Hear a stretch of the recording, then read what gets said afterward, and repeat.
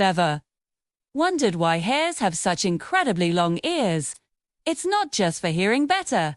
There's an old story from the beautiful plains of East Africa that tells us exactly why. And it all starts with a very clever, but very boastful, little character named Brother Hare. Now, Brother Hare wasn't just any hare.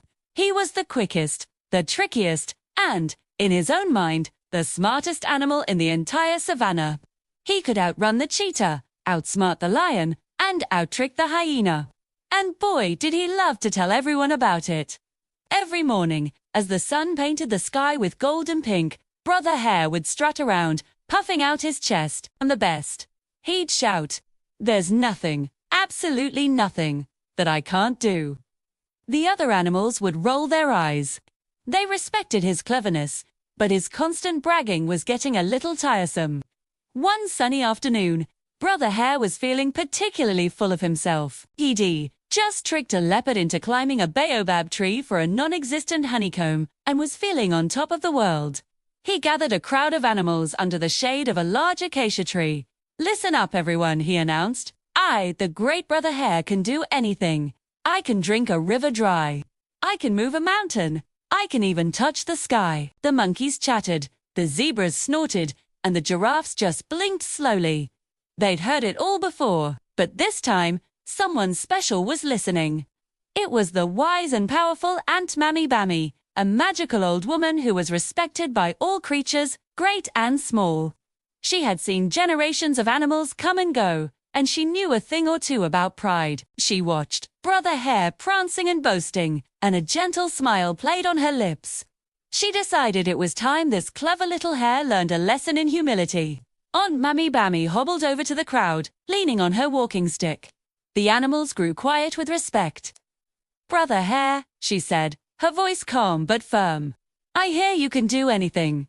Brother Hare's chest puffed out even further. "That's right, Aunt Mammy Bammy, anything at all," he declared proudly. "Is that so?" she replied. "Well, I have a simple task for you. Can you bring me a feather from the tail of the great eagle that nests on top of Mount Kilimanjaro?" A hush fell over the crowd. The great eagle was the fiercest bird in the sky, and Mount Kilimanjaro was the tallest mountain they knew. Brother Hare hesitated for just a moment. He'd never faced a challenge so grand, but his pride wouldn't let him back down. "Of course," he squeaked, trying to sound confident. "For me, that is a simple task. I will be back before sunset." And with a flick of his short, stubby ears, he dashed off towards the distant mountain. The journey was long and hard. The sun beat down on him, the ground was rough, and he had to be careful to avoid predators who weren't as easily fooled as the leopard. As he began to climb the great mountain, the air grew thin and cold. His little legs ached, and for the first time, Brother Hare felt a seed of doubt. He kept going, driven by his promise. Finally, exhausted, he reached the eagle's nest. The eagle was magnificent and very, very large. Brother Hare tried to be clever, to trick the eagle, but the king of the birds was too wise. It simply laughed at the tiny hare and shooed him away, defeated and humbled. Brother Hare trudged all the way back. It was long after sunset when he finally arrived, his head hanging low. He approached Aunt Mammy Bammy, who was waiting for him by a warm fire. I couldn't do it," he mumbled, ashamed. The eagle was too strong, and the mountain was too high. Aunt Mammy Bammy nodded kindly. "I know, little one," she said softly. It is good to be clever and quick, but it is not good to believe you are better than everyone and can do everything. There is a lesson you must learn, a lesson in humility." And with that, she reached down and gently took hold of Brother Hare's short, stubby ears. She began to pull them, ever so gently. "Let this be a reminder," she chanted softly, and as she spoke, she stretched his ears. They grew longer and longer and longer still, until they flopped down on either side of his head. Brother Hare squealed in surprise, touching his new long ears.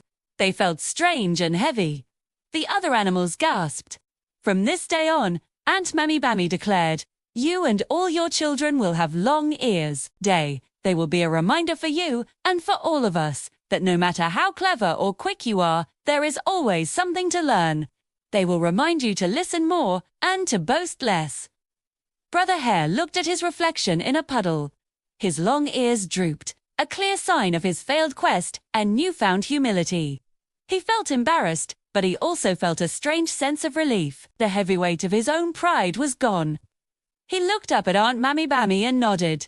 He understood.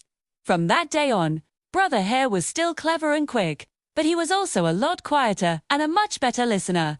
He never forgot the lesson he learned at the foot of the great mountain.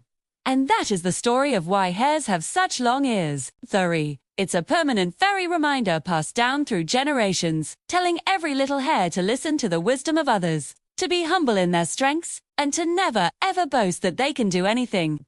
So next time you see a hare with its long, twitching ears, remember the story of Brother Hare and the wise Aunt Mammy Bammy. It's a lesson that is as true today as it was all those years ago on the African savannah. Thanks for watching and listening to this wonderful tale with me. If you enjoyed it, please give this video a like and subscribe for more stories from around the world. See you next time.